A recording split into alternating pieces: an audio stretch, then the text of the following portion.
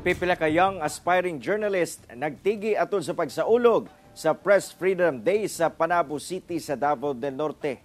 Ginomdom sab nila si anhing Kapuso broadcast journalist Mike Enriquez. Dugang detalye sa report ni Kent Abrigana.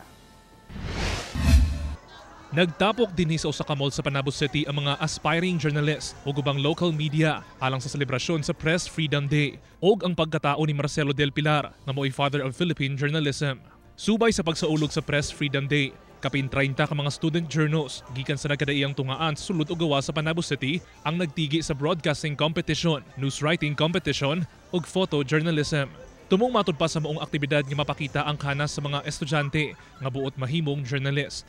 Vital for us that we will start campaigning press freedom sa atong mga estudyante because they are our partners in informing others, their parents, their neighbors, communities, especially karon na digital na ang atong way of information, and most sa mga people na naggamit are our young people.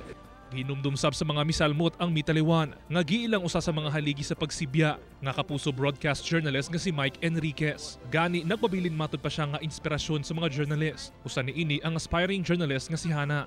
I remembered how yung excuse me po, yung ganun niya. And then as of course kids who want to be broadcasters in the future, syempre it's really saddening kasi he's one of our inspirations and he's one of the best, if not the best in this country. Inspirasyon sab para sa ubang nagatrabaho na sa industriya sa pagbalita ang dedikasyon ni Mike Enriquez sa iyang karera sa broadcasting. He was part of our training when I was a student, no. He was our speaker on responsible journalism. Dako kaayo siya kawala, he's a pillar, he's an icon.